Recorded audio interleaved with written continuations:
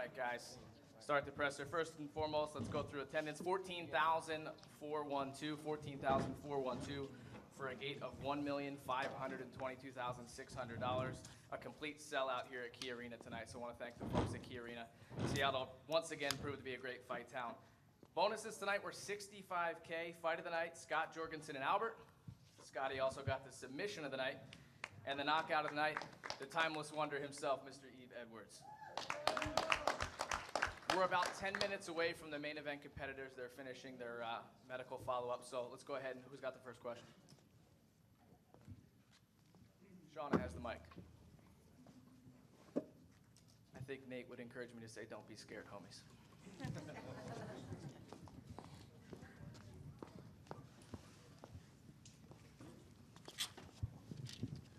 I just wanted to ask Rory the first question. Nice suit, Rory. Thanks. In the third round, you seem to have maybe possibly broken BJ's ribs in the second round, or definitely hurt him to the body. Was there any reason why you weren't necessarily going for a finish in the third round? Well, I was. It's just I was being precise about it. You know, I was picking my shots, you know, being calm about the situation.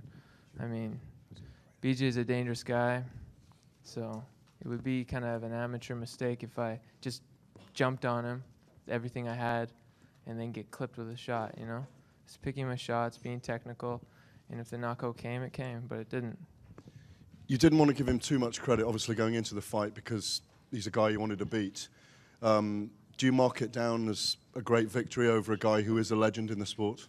Yeah, I mean, all things aside, I mean, BJ is one of my, you know, heroes growing up when I was a teenager, growing up in the sport. But I can't carry that mindset into a fight with somebody, if you know what I mean. If when I look across the octagon against somebody, it's just another body to me, you know, legend or not. You know, I'm going in there to hurt him. So that was the mindset I was carrying into this. My question, my question also for you, Rory. First of all, congratulations. Here, right here.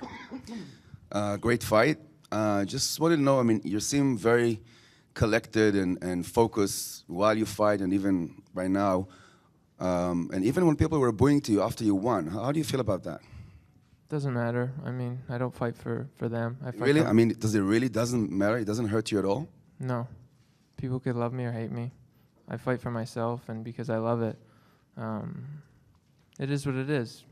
Is it something that you set your mind to change one day, or you don't care? I don't care. As long as I fight well, and I think I did. If they don't like me, I can't do anything about it. I'm just going to be me. My question's for Rory. Rory, if you do become the #1 contender, and I know you said you wanted the match with Condit, but if at any time your option was GSP because you were the #1 contender, what would you do at that point? I don't know. I'm not there yet, so I'll cross that bridge when I get there, but I don't feel that I need to fight George. I don't think it's going to happen. It won't happen. You know, me and him are friends. He's done a lot for me, and I'm very grateful for him. I'm not going to stab him in the back. And I don't want to wreck my opportunity training at TriStar, you know. They've done a lot of things for me. So, I don't know. We'll see. We'll see what happens. There's lots of fights for me right now. Roy, I think the quote after with Joe Rogan was, you felt humiliated. The only guy that humiliated you was Carlos Condit. I mean, that performance was great, although you lost. Can you expand on why you feel humiliated, even though it was a great performance? Yeah, because I was just laying there getting beaten on. My face looked like I was the guy from the Goonies after. I was embarrassed. I was embarrassed about my performance and how I held myself. And it did a lot of damage, and I don't think I've been the same person since. So I want to get that back.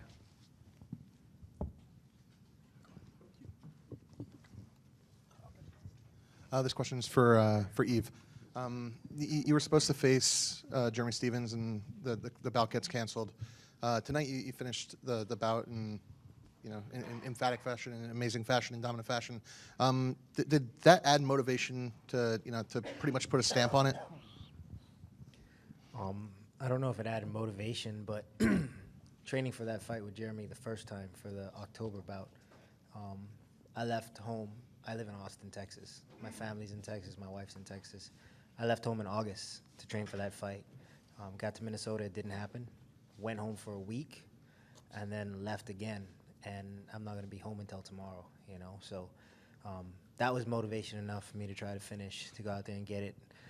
When Cholish got hurt and Jeremy was the replacement, I was happy because it was someone I had trained for, someone I prepared for. And at the same time, I know it was, I don't know if it was out of his control or not, but it was someone I had a little bit of, I wanted to get at him, you know. I felt like he took a little bit away from, a lot of time away from me and my family. And then, and it's just kind of how I motivated myself. It has nothing to do with any malicious intent towards him or anything like that. It's just, I felt like I was away from the people I loved the most for a long time. And most of it was because it was his fault. Rory, congratulations on your victory in the front row here. This event, your fight kind of had a main event feel to it with the atmosphere, at least watching it. Do you feel that this was just a stepping stone in your career, or given the atmosphere and the opponent you're up against, was it a bigger stepping stone? And secondly, did BJ surprise you in any way? It was a big opportunity. I wouldn't consider it a stepping stone, but it was a big opportunity for me, and I think I made good on it. You know, I got a good victory. I performed well, used good techniques.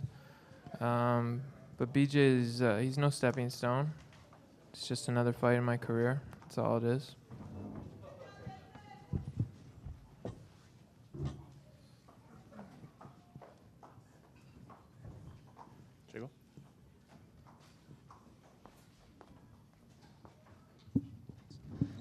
Yasser from Kimura.sc. I have a question for Alex. In the first round, he had you in a heel hook, I think it was, kind of.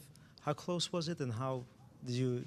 What went through your mind? Because he said in the pre-fight interviews that he was looking for a leg lock. Yeah, no, I was just super scared from him to pull it, but I rolled around and I imagined I got free from it, so. It was good. He didn't have it, but I was scared for it though. How do you rank your performance, and do you feel that you've you deserve your title shot now? Absolutely. No, it wasn't. You know, I feel great. You know, it's Shogun. He's a legend in the sport, and you know, I was starstruck. You know, it's. I've been looking up to him for a long time, and. It's just an honor to fight him. So it was my day today and got to win. One last question. You took him down on several occasions. Was it part of your game plan, or was it just to show that you could take him down and get up again? No, it wasn't part of my game plan. Dave? I'm not sure if you can answer this unless Dana's out there, but is there any confirmation that Alexander does have a title shot? Dana said he's going to go back and chat with Joe. Make a decision in the weeks to come. Fair enough. My next question is for Benson. Benson, obviously a stellar performance. A lot of media, cage side, were discussing how we anticipated a fight with Nate Diaz to be much closer, but it really shows the difference between the world's best #1 fighter versus the #1 contender. Is that how you feel after that performance, considering how dominant you were? No, I wouldn't say that at all. You guys, media side, might want to word it that way, but that's not the case at all. Every fighter up here, every fight's a close dogfight. Sometimes we go out there, sometimes we get knocked out in the first 7 seconds. That might be, 1 out of 10 times, but that one time, that's the reason why we fight. I think it was more of a case stylistically. The last couple fights were a little bit closer, but when you only have 2 skirmishes per round, 3 skirmishes per round, it's hard to have a really decisive fight. But we all fight. Everyone on this dais, we all fight to end fights. We fight aggressively. But sometimes that's not the case. We try and go out there, we try and get the W and do whatever it takes to get that W. Sometimes when you have the opponent and then he walks forward, you walk forward, then you get better stylistic matchups. And that's what the case tonight. We matched up pretty well, and it went my way, and I'll take it. But if we fight 10 out of 10 times, I intend on winning 10 out of 10 times, but you never know. That's the reason why we fight. 10 out of 10 times, Nate might beat me a few of those times. That's the nature of the sport. Just one question for Rory, to your right here. One thing the crowd did boo was when you did the Ali shuffle in the second and third rounds against BJ. Can you talk about what you were doing there, and did you hear the boos when you did that? No, I was pretty focused on what I was doing. It's just something I do. I change it up, helps me relax, mixes it up, make him pay attention to my footwork and stuff. It's just a distraction method. It's just a technique. It's not showboating or anything. It's just a technique. Question for Benson. Over here, Benson. The toothpick in your mouth. Is it true you fought the entire fight with a toothpick in your mouth? I cannot confirm or deny that. I normally do, yeah. I have them in practices and when I spar, when I fight. It's a bad habit, but whatever. I've gotten away with it so far. Are you uncomfortable when you haven't got the toothpick in your mouth when you're being hit in the face then? I wouldn't say I'm uncomfortable. Majority of the time I have it in. Sometimes I don't. Whatever. It is what it is.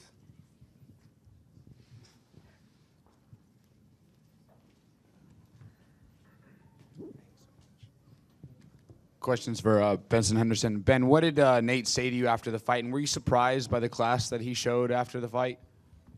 No, not at all. I think a lot of the media and fans give Nate a little bit of a hard time. He might come across a certain way, and you guys might paint him in a certain light. But Nate's a good dude. He does certain things because he's an emotional fighter. We're all emotional fighters. We're emotional guys. Maybe we weren't hugged enough as kids or something, but like we're emotional guys. He does things to get himself worked up. It's not about disrespecting his opponent. He's not trying to really disrespect his opponent. He's trying to do whatever it takes, whether it's the Ali shuffle or whatever it is. He's trying to do what it takes to get himself worked up. He wasn't necessarily like disrespecting me. He's just doing what it takes to get himself worked up and ready to fight. That being said, I was able to stay calm and focused and still do my game plan and not get into that sort of mental warfare. And do you remember what he said to you? Oh yeah, after fight he just said good job. He said good job, great fight. With tough fight and congratulations and all that stuff. I said the same thing back to him. Congratulations. Thank you. Yeah, Dave, this one's for you. I've never heard about this. This toothpick thing. Is this even legal? Sorry if I'm, it's a great performance, Benson. Not trying to ruin anything for you. Trouble, man. I know. Don't I'm sorry, but trouble. I gotta ask. Is this something that is even? Well, it's gonna be checked from now on, or? For starters, I can't even tell if he's serious or joking, but I'm sure the commission wouldn't want a piece of wood in his mouth during the fight. But he's smooth for a reason. I don't know. All right. I can tell you the commission probably wouldn't love it, but I was joking. I do not have a toothpick in my mouth during the fights. I was being facetious. Well, you fooled me. Okay. And question for you, Benson. And seriously, great performance. So, you're obviously very religious and very focused on your. Give a lot of credence for being man of faith. How does that work for you, like on your normal day lives, and what do you do to pursue your religion besides like fighting? Well, for me, it's more of just a daily walk. It's what I do every day. It's not really about putting on a show or doing it blah blah blah. It's about more your daily walk with the Lord, and I'm not ashamed to wear it on my sleeve. I'm not ashamed to put it out there. It's another thing. I'm an emotional fighter. I'm an emotional guy. That's what helps me get worked up in the right mental frame to go inside the octagon and try and beat somebody up. So be it. Some guys need to, yell at themselves and slap themselves in the face and go crazy. Some guys need death metal music. Some guys need gospel music. So you don't see a conflict between being religious and beating somebody in the face? A conflict between being religious and competing in a sport, the sport being MMA. No, I don't see a conflict in that. Yeah, I agree. Thanks. Yep, no problem. go ahead, Joe. Question for Matt Brown. Matt, can you talk about what a victory means over a guy like Mike Swick, especially on such a grand on a grand stage like cable television like that? I don't know. Hopefully, it means a lot to everybody else. It's just another fight to me. I'm glad that I got to do it on a big stage on Fox with a lot of people to be able to see it and show what I can do, and hopefully, you know, it moves me up somewhere. Sort of same question for you, Scott, in terms of where you were placed on the card. Obviously, the first fight of the evening wasn't even on the prelims, but you made a statement with your performance. Obviously, you've been compensated for the performance. What do you feel that victory does for you? You know, to tell you the truth, I was bummed to be on Facebook. You know, I got, you know, a number of fights now under Zuffa. I do not disappoint when I come to fight. I come to fight. You know, that's one thing people know out of me is I'm going to come out there and I'm going to leave it all in the cage, win, lose, or draw. You know, coming off my last 2 fights, I wanted to get a big victory and make a statement. And, you know, it felt good to go back out there and be in front of the millions. And, you know, I'm glad they played it on FX. And, you know, and the bonuses don't hurt. So, you know, this is my first time winning double bonuses, so hopefully it's not the last. Question for Benson Henderson. There's a guy in Strikeforce named Gilbert Melendez. Is he somebody you're eyeing next? I've said it a couple times before. I'll just go ahead and reiterate. I want to fight the best guys on the planet at 155. Line them up. I'm not going nowhere.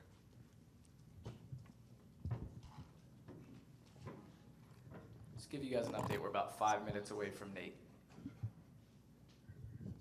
Question for Benson. You mentioned right after the fight, you mentioned a couple of friends who've been going through tough times. I'm curious if you could kind of go into a little more details about that and kind of why you chose this big Fox stage to talk about them and not yourself. I guess it's maybe just part of my personality, but my training partners, my best friends, we get together every day and we beat each other up. You know, Victor Meza, Yatsi Meza, their mom right now is battling a really bad case of lymphoma, cancer. And then my business partner, my other good buddy, Joe Irvin, his son died last week. His son died, his 17-year-old son, in a hiking accident. It makes you realize there's a lot more. I love fighting, winning. I didn't get double bonuses, but double bonuses are nice and stuff. But there's a lot more important stuff than fighting, guys. Like competing, football, NFL, NBA. There's a lot more important things in life than that. So I just wanted to take a time and reiterate that and tell the world, man, show some love to your loved ones, hug up on them, and cherish the time you have, because you never know. You know, his son was 17 years old, and it hit him pretty hard. It hit me pretty hard. Victoria Meza, my buddy's mom, like she's going through a pretty bad case. It's you know, that's tough right there. One other non-fight question for you. Tattoo on your back, is there a story behind that at all? I guess there's a story between all tattoos, yeah, Scott? There's every Don't ask me. Well, for me, every tattoo I have, there's a story behind it. There's a pretty long, good story behind that one, but we don't need to get into that right now. But there's a couple of meanings behind it. I would like to think it's a pretty decent story behind it, but yeah. Benson over here. This being kind of your hometown, how did you feel the fight card was received and how the crowd was tonight? I thought the fight was amazing. I thought it was a great night of fights. The fights were sold out in the first 20 hours or something ridiculous like that. They had to open up extra seats. You know, they closed off a couple of boxes and opened up more seats because we sold out so quickly. MMA in Washington is growing. It's getting big. I like it. I like coming home, having all my old high school buddies, you know, like, oh, I'll be there at the fights cheering you on. All my, you know, my mom, my cousins, and my cousins' cousins, and cousins' cousins' cousins' cousins, and my cousins' cousins' cousins' cousins' friends being in the arena. It was pretty cool, man. I definitely dug it. I thought it was a great atmosphere. It definitely got me hyped. I'm pretty easily hyped though, so I don't know. I thought it was good. Right here, my question is for you, Matt. You kind of fly under the radar. You know, when you look at your statistics, you've got incredible numbers, and yet you're not a name that necessarily people think of when they say, oh, what about this great fighter, you know? I'm just curious how you feel about flying under the radar. Do you want to have a higher profile? Or are you comfortable where you are? And, you know, obviously you got a main card fight tonight, but I'm just curious if you feel that you get overlooked at all. It doesn't really bother me at all. Every day I just wake up, train hard as I can, do the best I can in every aspect of my life, and go to bed and try to do it again the next day. I don't really worry about all the other things in life. Just take it one day at a time and do the best I can. Great. Thank you. Question over here for Eves. Eves, to your right, over here. A bunch of us were talking about your earlier days, from your fights with Aaron Riley all the way up until this point here. How you're still considered one of the elite. Can you walk us through what you're going through, like what's going through your mind right now, and you think back how long you've been fighting? You're 36 years old, and you're still amongst one of the world's best. I guess it's flattering just to hear someone consider me to be in the top, but at the same time, you know that you're one of the best guys in the world if you're fighting in the UFC. But it's amazing, man. I mean, this is the most time spent around Benson this past week, and he would tell me things about when he first started fighting, and he looked up to me and BJ, and like those are things like I'm not too amazed by being 36 years old and being able to compete. I still feel pretty young. I still feel pretty strong. I'm still getting better every day, but it's things like that when Nate is a guy that I rolled with at like UFC 49. He was just a kid, and I was like, man, this kid is really good. Now he's a contender. He's fighting for the belt. Benson was, telling me about times that he would mimic me in fights and whatnot, and like that's flattering. That's huge to me. That's bigger than being 36 and fighting, because sport is huge now. I didn't think this would happen in the lifetime of my career, the way the sport has grown, and then to see these young guys that are amazing athletes, and for them to appreciate things I've done in the past and still appreciate me, that's huge to me. I mean, this sport is great, man. All the people that have been around and have helped me get through this and helped me to continue. I mean, shoot, my wrestling coaches are like 25-year-old guys. So it's one of those things that I'm just glad to be around. Being 36, it doesn't mean much to me. I still feel like a kid inside. I haven't been on the wrong side of a lot of wars, so I'm going to stick around as long as I can. A question for Nate. Just wanted to ask how you felt about your performance, where you felt you went wrong, and where you go from here.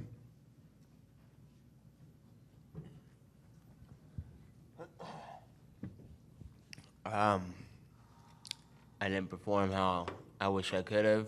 I got a punch in the eye pretty early in the fight, and things were blurry. They never came back.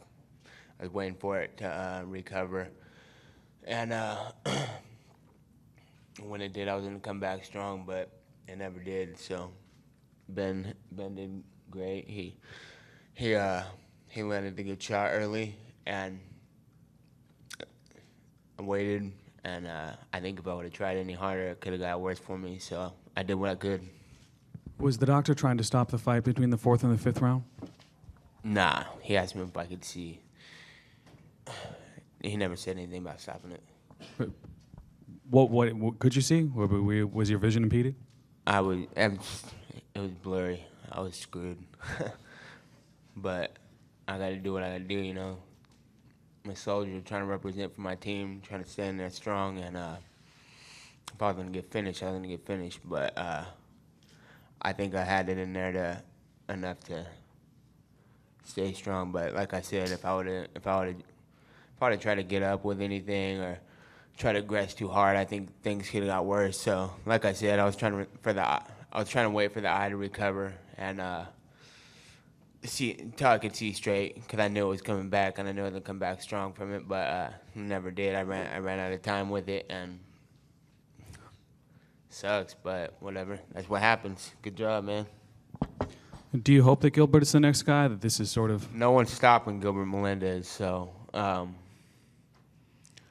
I hope. I think that it should be definitely. Ronda's definitely deserves the championship belt.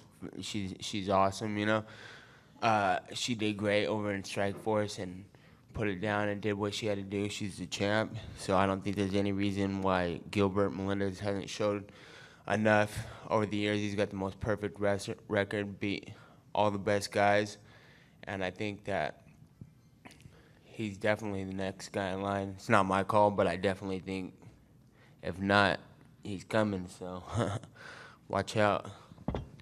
When would you like to get back in there? as soon as this eye heals up, I'm ready to go. Thanks.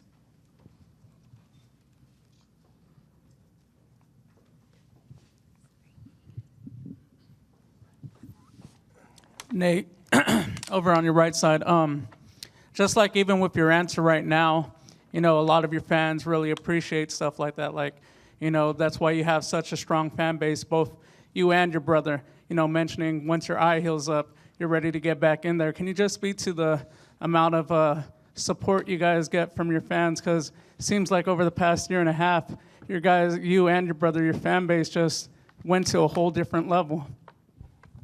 I love it, man. Anybody who supports us is great. That's awesome. Main thing, I don't think, like, I see a lot of people out there trying their best to do what they can to get fans, and I don't think I put a whole lot into it.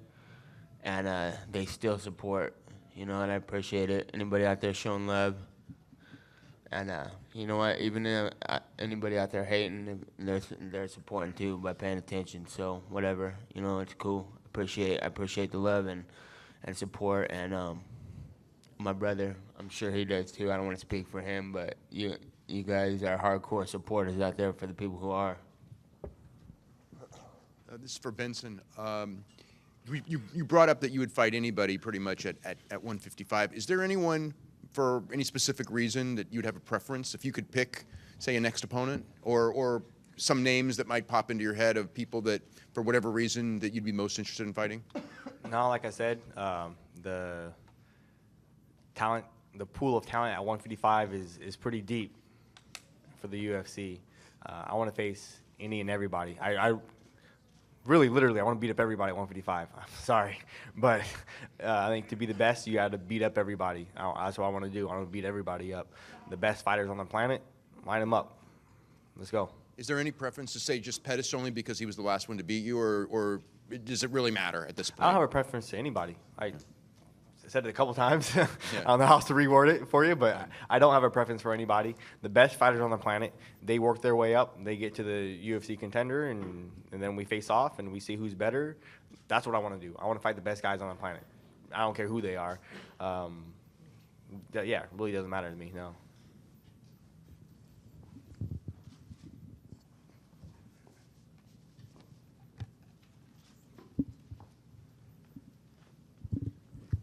This question is for Alexander. You're hoping for a title shot after your performance against Shogun. If you do fight John Jones, if he's the winner of against Sonnen, do you see any weaknesses in his game? All I can say is I'm ready for a title shot, whoever has the belt. When I get the chance to fight for a title, I'll be more than ready for it. Dave, is there an update on BJ Penn's condition? With Gareth saying that potentially there's a broken ribs there in the second round, and has anyone from the UFC spoken to him? Is he walking away from the sport? Does he want to continue fighting? Does he want to drop down, stay at 170? BJ, you know, when he came out, obviously he was banged up. It was a rough fight with Rory, but he was transported for observation at a local hospital. We haven't gotten into his future yet, but he's been transported, and as soon as we have an update, you guys will. Another question for Alex. Alex, if you do fight for the belts next, you may have to wait out until possibly June, July. Are you happy to be out for 6.5, 7 months, or would you like a fight in the interim? No, I want to stay active. I want to fight, so you know, I will fight whenever. I was away for a long time. I fought last time in April. That was too long for me. So to wait till summer again, that would be too long. I want to fight earlier than that. So if you don't get to fight Jones or Sonnen next, who would you like to fight in the interim then? I don't have any special. I want to fight for the belt, and if they give me one before that, I will. It doesn't matter. I fight whoever UFC gives me. Dave, quick question about Shogun. Who was he taken to the hospital as well? Can you give us an update on him? The latest I have, he was not transported, but he's on his way back to the hotel. Obviously disappointed in his performance, but was not transported to our knowledge. Thank you.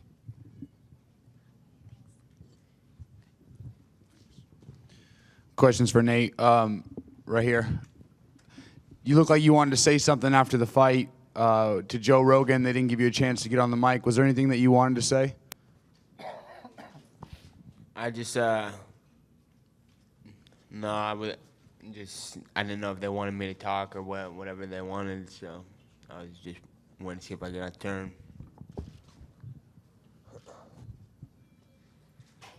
Nate, to your right, I have a bit of an odd question for you.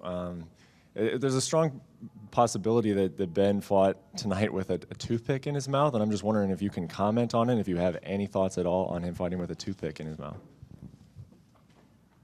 I don't know if he did, but that's weird.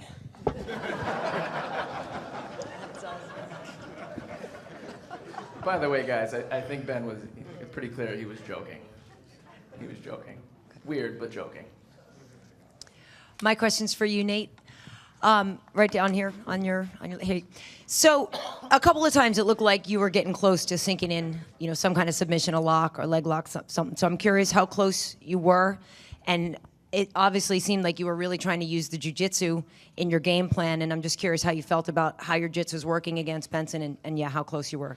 I feel like I probably should have went a little harder for some of the knee bar and heel hook for the finish, I've seen him in fights get out of stuff, so at the same time, it's kind of indecisive about, going all out, going hard, and, I don't want to work too hard for something I wasn't going to get, so, but, yeah, maybe I should have went a little harder for some of the stuff, but I didn't.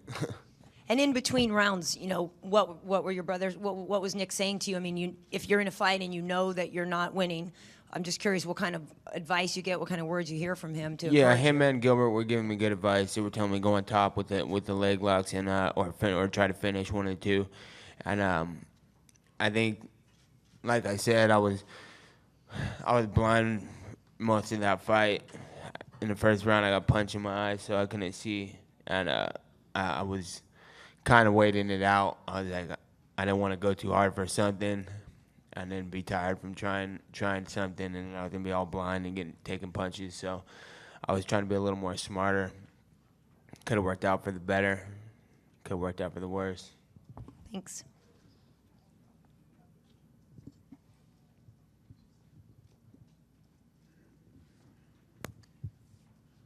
I have a question to Benson.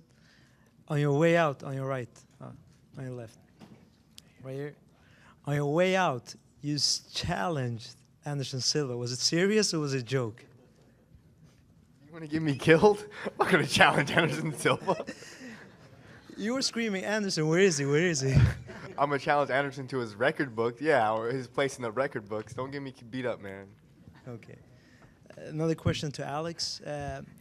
Lyoto Machida and Dan Henderson are supposed to fight in February.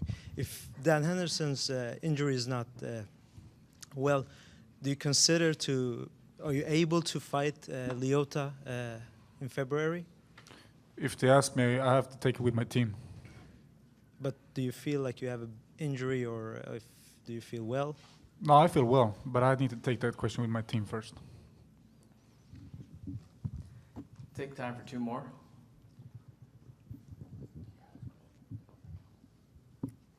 It's a question for Rory. A lot of people here to see you tonight. There were some Rory chants, just to let you know. And a lot of people came from your hometown. And at the end of the fight, you talked about, fighting possibly Carlos Condit in March. I know that there's a scheduled date, more tentative anyway, to Montreal. What about, there's rumors, strong rumors that possibly the UFC could come back to Vancouver. Would that also be something of interest to you? Yeah, for sure. Anywhere in Canada is cool with me. Whatever. Doesn't matter. Go ahead, Dwayne. This is for Scott. Scott, you're well known for your, right over here, Scott, coming out of the gates fast. We talked before the fight, in the pre-fight interview, you said that you went back and kind of going back to your roots and different kind of game planning.